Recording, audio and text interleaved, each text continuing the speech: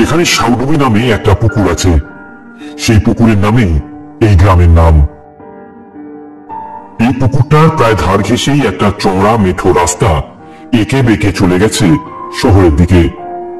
সাউডুবি থেকে প্রায় 1.5 মাইল দূরে বসে ময়নাডুবির হাট।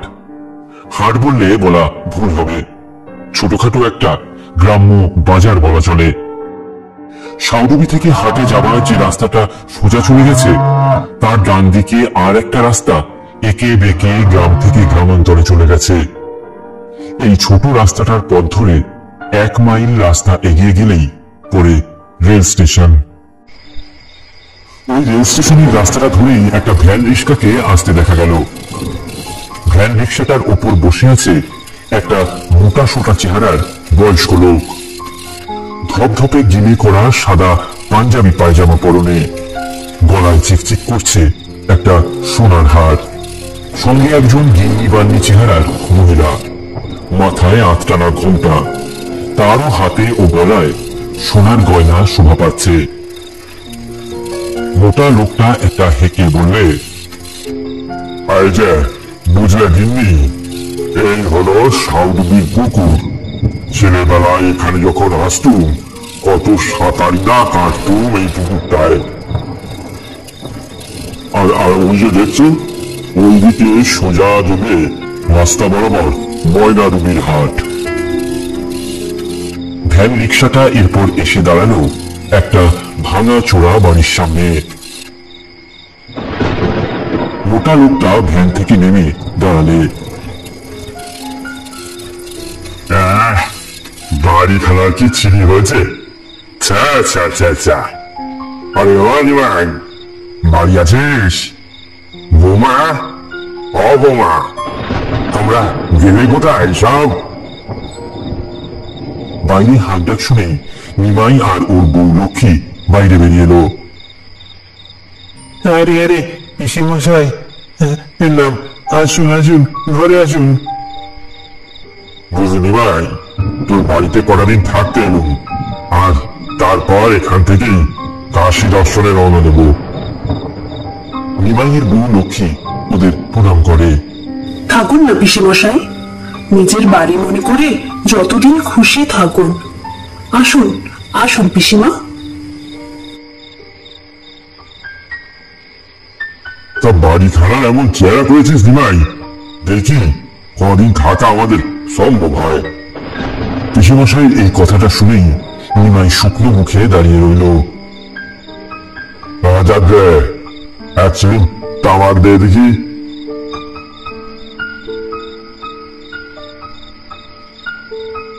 নিমাইয়ের পিসেমশাই বারান্দায় জুত করে বসে কুকুর টানতে লাগলো। ওদিকে লক্ষ্মী নিমাইকে বললে, ঘরে কুটুম এসেছে, আর এদিকে ভাড়ারে কিচ্ছুটি নেই, চাল পর্যন্ত বাড়ন্ত। তুমি যাও, শিগগির কিছু বাজার করে নিয়ে এসো। ওরা বড়লোক মানুষ, একটা বড় দেখে মাছ এনো। কি করি বলো তো দেখি, হাতে একটাও পয়সা নেই, সেখানে মাছ তেল মশলা, সে তো অনেক টাকা পয়সার দরকার। এসবের ব্যবস্থা কি করে করবো এখন?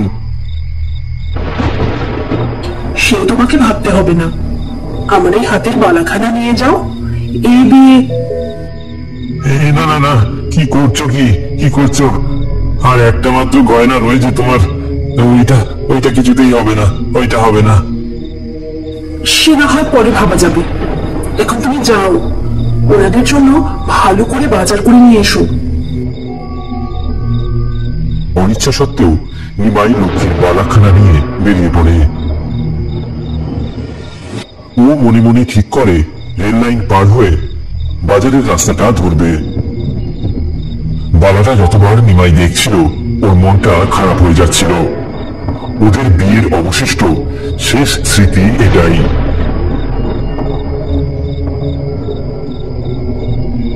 এসব ভাবতে ভাবতে কখন যে ঝড়ের গতিতে আসা মেল ট্রেনটা ওর সামনে চলে এসেছিল, সেটা খেয়াল করেনি নিমাই।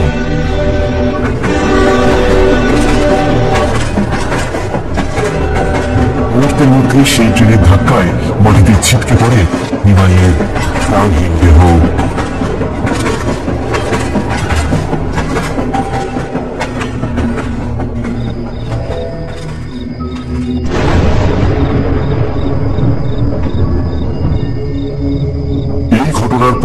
1 মাস কেটে গেছে। ততদিনে বর্ষাটাও জাঁকিয়ে পড়েছে। ময়নাডুবির হাটে বংশীর চায়ের দোকানে জোর আড্ডা বসেছে। বর্ষার মেজাজে গরম গরম চা আর তেলে ভাজা খেতে খেতে রাত যে কখন 9টা বেজে গেছে খেয়াল করেনি কেউ। হাট তখন প্রায় উড়বো উড়বো করছে। হঠাৎ গণেশ বলে উঠল, এই বাবা, ওটার কথা একদম মনে নেই। কেন, কি হলো রে? গিন্নি সকালে বারবার বলে দিয়েছিল মাছ নিয়ে আসতে।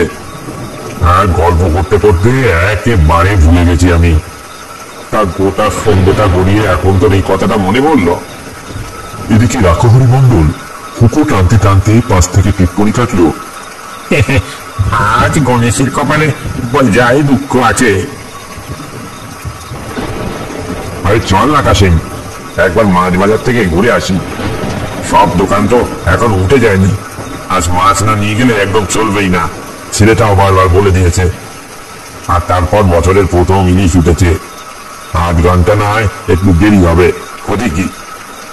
এরপর গণেশ ও কাশিম হাটে মাছের দোকানে যায়। ও চাচা, এই ইলিশ কত করে গো? সির্ফ 900 কিলো করে দিচ্ছি বাবু, লে যাও, খুব তাজা মাছ। নতুন ইলিশ উঠেছে বলে একদম গলা কাট চলে গি।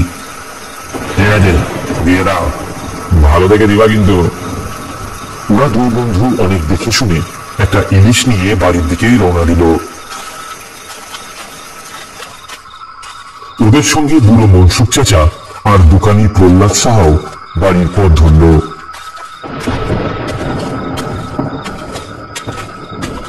যাক, শেষ অব্দি বেশ ভালো সাইজের একটা ইলিশ পেয়ে গেলাম, কি বল? আজকে হাট বার হওয়ার কারণে পেয়ে গেলি, না হলে আজ তোর কপালে খুব দুঃখ ছিল। আচ্ছা শোন না, আবার অতটা ঘুরে যাবো কেন? তার চেয়ে বরং চল রেল লাইন পার হয়েই চলে যাই। তা যাওয়া যায়, কিন্তু এত রাতে রেল লাইন দিয়ে, তাও আবার হাতে মাছ নিয়ে যাওয়াটা কি ঠিক হবে রে? জানো গো, কি হবে কোথায় গেলে? আরে জানি তো, গ্রামের কত মানুষ এই লাইনে এসে শেষ হয়েছে। অপমৃত্যুতে আত্মার কখনো মুক্তি হয় না। খাবার লোভে এদিকে ওদিকে ঘুরে বেড়ায়, তার মধ্যে তুই আবার কাঁচা মাছ নিয়ে যাচ্ছিস। এটা এটা একেবারে ঠিক নয় গণেশ। এই জন্যই তোমরা ভয় পাচ্ছ? ধর, ওসব কিছু হবে না। বুড়ো মনসুখ রাগ করে বলল, তাহলে যাওয়ার হলে তুই যা গা গণেশ, আমরা ওপাদার মারাবো না। স্যার প্রহ্লাদ, আমরা এই পাশের রাস্তা দিয়ে এগোই। হ্যাঁ, তাই চলো। এই বলে মনসুখ আর প্রহ্লাদ অন্য পথ ধরে চলে গেল। হ্যাঁ, সব ভিতর ডিম। এখন চল তাড়াতাড়ি কাশিম, আকাশের অবস্থা দেখছিস তো, খুব একটা ভালো দেখছে না। কখন আবার বৃষ্টি নেমে যায় তা ঠিক নেই। মাছ হাতে নিয়ে গণেশ আর কাশিম দুজনে সেই রেল লাইনের দিকেই চলতে শুরু করে। কিছু সময় হাঁটার পর দুজনে রেল লাইনের একেবারে কাছে উপস্থিত হলো। রেল লাইনের পাশে সরু রাস্তা দিয়ে দুজনে এগিয়ে চলছে। অন্ধকারের মধ্যে দিয়ে রেল লাইন যেন দূরে মিলিয়ে গেছে। রাতের দিকে এদিকে আসা হয় না কদিন, তাই বুঝতে পারিনি। সত্যি রাতে একেবারে নিরিবিলি জায়গাটা, তাই কিনা বল কাশিম? হ্যাঁ, তা তো ঠিক বলেছিস। তবে এখানে বেশি কথা না বাড়িয়ে চল তাড়াতাড়ি হেঁটে এই জায়গাটা পার করে ফেলি। ওরা দুজনেই কথা বলছে, এমন সময় ট্রেনের হর্ন বেজে ওঠে। হুইসেল দিতে দিতে এগিয়ে আসছে রাতের শেষ ট্রেন। এই জায়গাটা খুব একটা ভালো নয়, অনেকবার অনেক দুর্ঘটনা ঘটেছে এর আগে। এই ট্রেন আসছে, ওই সরু পথটা দিয়ে যাওয়া যাবে না। চল নতুন রাস্তার নিচে গিয়ে দাঁড়াই। হ্যাঁ, তাই চল ওখানে গিয়ে দাঁড়াই। ওরা তাই লাইন না পেরিয়ে ট্রেনটা চলে যাওয়ার জন্য অপেক্ষা করে। রেল লাইন থেকে কিছুটা দূরে একটা তেঁতুল গাছ যেন আপনা আপনি নড়ে উঠল ওদের চোখের আড়ালে। ওরা দুজনে এরপর তেঁতুল গাছটার নিচে গিয়ে দাঁড়ায়। ওরা জানতো না ওই গাছেই থাকে কদিন আগে রেলে কাটা পড়া গ্রামের লোক নিমাইয়ের আত্মা। তেঁতুল ইলিশের গন্ধ, কত বড় ইলিশ! এই মাছের জন্য শেষ হয়েছে আমার জীবনটা। আর কাউকে আমি ঘরে গোটা মাছ নিয়ে যেতে দেব না। কি হলো? কি হলো এটা? কেন রে, কি হলো? না, কেন জানি না, মনে হলো একটা ঠান্ডা নিঃশ্বাস আমার তাদের উপর এসে পড়লো। ঠান্ডা নিঃশ্বাস? কি সব বলছিস? আমি তো পাশেই আছি, মনে হয় না কিছু আছে। বাদলার রাত তো, ঠান্ডা হাওয়া হয়তো দিয়েছে, তাই তাই তোর মনে হয়েছে। হঠাৎ করে একটা ঠ্যান গলা বলে উঠল, মাছটা গাছের নিচে রেখে চলে যা, চলে যা করিয়ে। ওই শোন, বলছিলাম না আমাদের পেছনে কেউ আছে? ওই দেখ, শুনতে পেলি তুই? এই কে রে? কে আমাদের ভয় দেখাচ্ছিস? ওতে কিছু হবে না, কোনো মাছ পাবি না, চুপচাপ চলে যা। হাতের কাছে পেলে না একদম আর পুরো করে দেবো, তোর মাছ খাওয়া বেরিয়ে যাবে। এমন সময় কিছু দূরে রেল লাইন দিয়ে ছুটে আসে ট্রেন। ট্রেনের আলো রেল লাইনে পড়ে আলোকিত করে রেখেছে গোটা জায়গাটা। অন্যদের পিছনের গাছটা থেকে ধূপ করে একটা আওয়াজ হলো, আর সঙ্গে সঙ্গে দেখা গেল একটা আবছা ছায়ামূর্তি এগিয়ে চলেছে ট্রেন লাইনের দিকে।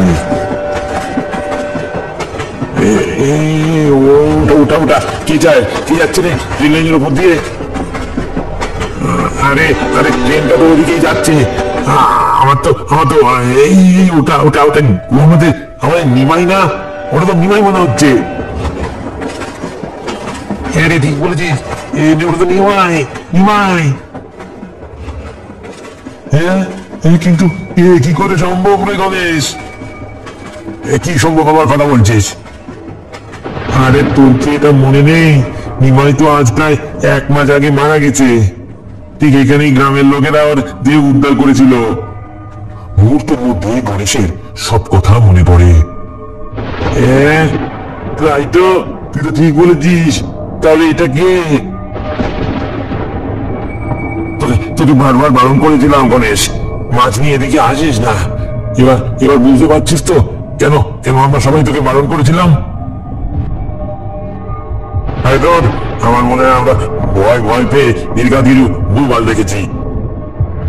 তা বলে দুজনে একসাথে ভুল দেখলাম। আমার মনে হচ্ছে নিমাইয়ের আত্মা এখানে আছে। ভালো কথা বলি কি, তুই মাছটা এখানে ফেলে দে, এই মাছ এখানে ফেলে দিয়ে বাড়ি চল। এই মাছের উপরে অতৃপ্ত আত্মা নজর পড়েছে। এই মাছ বাড়িতে নিস নে গণেশ। তোর আমার সেই এক কথা, অনেক দেরি হয়ে গেল, চল পা চালিয়ে। মাছ নেবে না? এরপর ওরা দুজনে বাড়ির দিকে রওনা দেয়।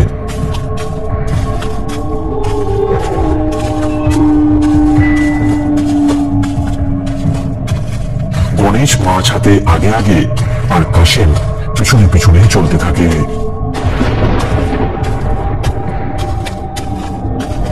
কিছু দূরে চলার পর কাশেম একটা বিষয় খেয়াল করে বেশ ভয় পেয়ে যায়। ও দেখে গণেশের ঠিক কাঁধের উপরে যেন একটা কালো ছায়া বসে আছে। যদিও কাউকে চোখে পড়ছে না, কিন্তু ছায়াটা বেশ ভালোভাবেই বোঝা যাচ্ছে।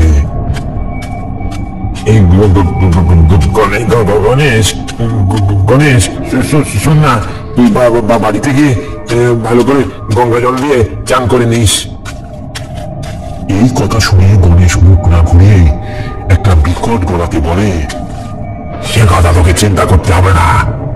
ওই যে তোর বাড়ি চলে এসছে, যা তুই বাড়িতে ঢুকে পড়, চলে যা।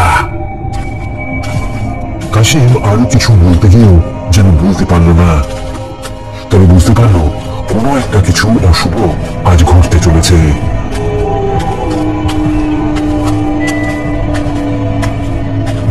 আরো কিছুটা হাঁটার পর বাড়িতে পৌঁছল। কই গেলে? মাছটা নাও। কই নাও মাছ। মাছ মাছ করে তো আমার জীবনটা বের করে দিলে। আর মাছ ধরো, ধরো মাছটা। গণেশের ডাক শুনে ওর বউ শিমুল বাইরে বেরিয়ে আসে। কি গো, এত দেরি হলো তোমার আসতে? কি রাতের বেলা আবার মাছ নিয়ে এসেছো? হ্যাঁ, মাছ নিয়ে এসেছা? তুমি তো সকালে বললে আজ মাছ নিয়ে আসতে হবে।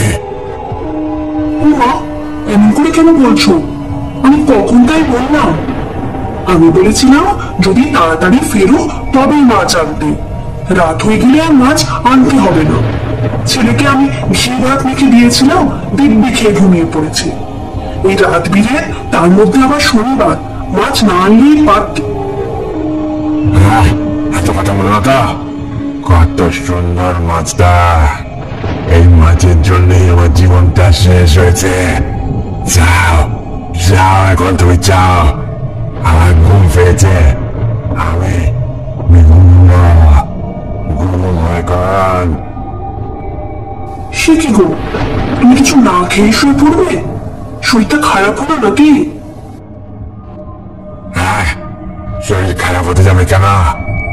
কিছুই হয়নি আমার। এখন কিছু খেতে ইচ্ছা করছে না। খাবার চাপা দিয়ে রেখে তুমি চলে যাও। আমার খিদে পেলে আমি ঠিক খেয়ে নেব। শিমুল আর কথা বাড়ালো না। তবে গণেশের আচরণ আর ওর গলার স্বর খুব অদ্ভুত গোছের লাগে ওর কাছে। ওর ভালো মানুষ বরটা আজ কেন এত বদমেজাজি আচরণ করছে, তার উত্তর খুঁজে পেল না শিমুল। রাত তখন অনেক গভীর হয়েছে। চারিদিকে নিশুতি অন্ধকার। শিমুল বুঝতে পারে গণেশ বিছানা ছেড়ে উঠল।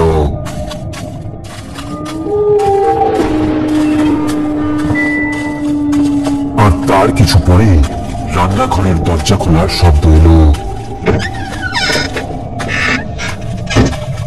কিছু সময় সব চুপচাপ। আর তারপর কেমন একটা বিকট শব্দ।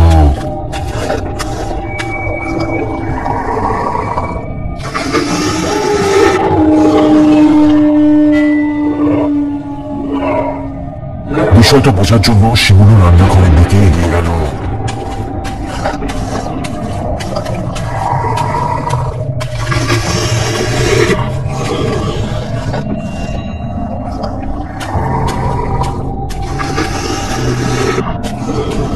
আর রান্নাঘরের ভেতরের দৃশ্য দেখে ওর শরীরটা তখন একেবারে থরথর করে কেঁপে উঠল। ও দেখে গণেশ মাটিতে বসে কাঁচা কাঁচা মাছটা চিবিয়ে খাচ্ছে। আর পিছনের মাটির দেওয়ালে পিদিমের আলো পড়ে দেখা যাচ্ছে একটা কালো ছায়া। গণেশের কাঁধের উপরে যেন একটা ছায়া বসে আছে, আর সেই যেন গণেশকে দিয়ে সবটা করিয়ে নিচ্ছে। শিমুলের পুরো বিষয়টা বুঝতে আর অসুবিধা হলো না। বুদ্ধি করে রান্নাঘরের দরজাটা ও বাইরে থেকে বন্ধ করে দিল। গণেশ আর কাশিমের পরিবারের সম্পর্ক খুবই ভালো। কারোর কোনো বিপদ হলেই একে অপরের কাছে আগে ছুটে যায়। শিমুলও তাই আগে কাশিমের বাড়িতে ছুটে গেল। কাশিমদা, রাজিয়া, ঘুমিয়ে পড়লি নাকি? শিমুলের ডাকাডাকিতে কাশিম আর ওর বউ রাজিয়া বাইরে বেরিয়ে আসে। কি শিমুল, তুই এত রাতে? কি হয়েছে নাকি? কি গো ভাবি, এত রাতে? সব ঠিক আছে তো? না দাদা, কিচ্ছু ঠিক নেই। আপনার বন্ধুর। কেন, কি হয়েছে গণেশের? শিমুল ওর চোখে দেখা সব ঘটনা কাশিম আর রাজিয়াকে বলে। আমি ঠিক এই ভয়টাই পাচ্ছিলাম ভাবি। বারবার গণেশকে বলেছিল মাছ নিয়ে রেল লাইনের পাশ দিয়ে আজ না আসতে। আর আমিও তো ওই দৃশ্য দেখেছিলাম, কিন্তু ভয়ে ওকে আটকাতে পারিনি আমি। তোর দাদা এসে আমাকেও বলেছিল। আমি বরং বলেছিলাম নিশ্চয়ই কিছু ভুল দেখেছো তোমরা। কাশিম আর রাজিয়া শিমুলের সাথে ওদের বাড়িতে গিয়ে দেখে গণেশ রান্নাঘরের দরজা ধাক্কা ধাক্কি করছে আর বলছে, আমাকে আমাকে খেতে দে, আমার খুব খিদে পেয়েছে, আমার আমার আরো মাছ চাই, গোটা গোটা মাছ দে। দরজাটা বন্ধ করে দিয়েছিস কেন? আমায় মাছ দে, দে মাছ, আমি মাছ চাই। দাঁড়াও দাঁড়াও, ওকে বলে ঠিক করা যাবে না, এর জন্য ব্রহ্মগুণীকে খবর দিতে হবে। তোমরা দুজনে এখানেই থাকো, আমি ব্রহ্মগুণীকে ডেকে আনছি। আর শোনো, বলেও কিন্তু দরজা খুলো না, তাহলে খুব বিপদ হয়ে যাবে।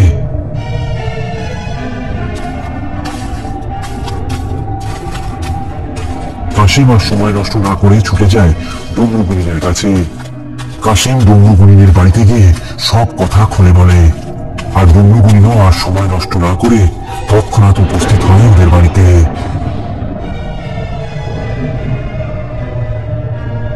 শোন, গণেশের উপরে অস্তিত্ব আত্মা ভর করেছে, ওই আত্মা ওই মাছের লোভে ওর পিছু নিয়েছিল। তবে তোরা কোনো চিন্তা করিস না, আমি ওর বন্দোবস্ত করছি। এরপর ডমরুগুনি রান্নাঘরের দরজা খুলে দেয়। উঠোনে বসে ধুনি জ্বালিয়ে মন্ত্র পড়া শুরু করে।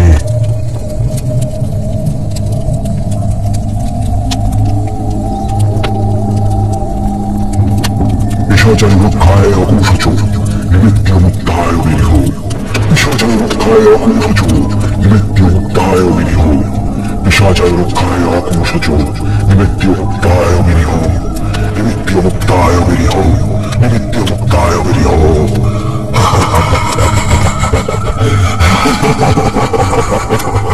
এই, তুই কে? ছেড়ে দে গণেশকে, নাহলে তোর বড় বিপদ আছে। না না, আমি এই শরীর ছাড়বো না, এখন থেকে এই শরীর আমার। আরো আরো অনেক অনেক মাছ চাই আমার, অনেক মাছ। ছাড়বি রে? তবে এই নে,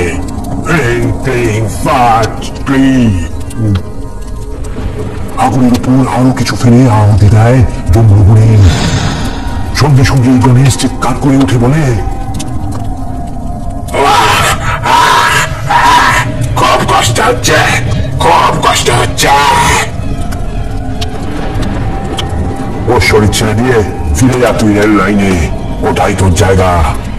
আর চিন্তা নেই, আগামী অমাবস্যার রাতেই তোকে আমি মুক্তি দেব, কথা দিলাম, আমি মুক্তি দেব তোকে।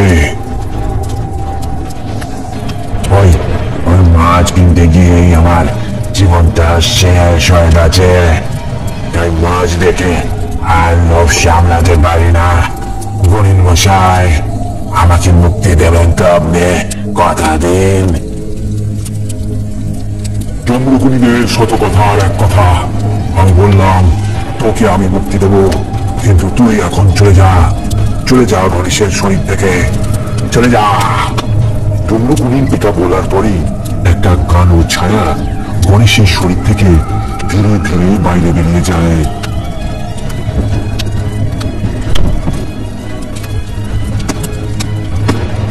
তোমাদের আর কোনো চিন্তা নেই, গণেশ এখন ঘুমোবে।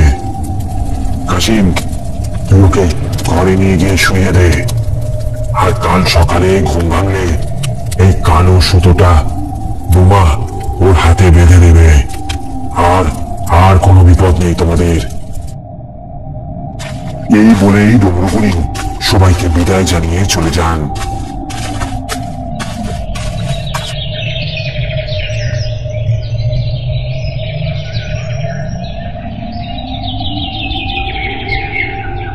পরের দিন সকালে গণেশের যখন ঘুম ভাঙে, তখন কিছুই মনে নেই ওর, সবকিছুই আগের মতো স্বাভাবিক।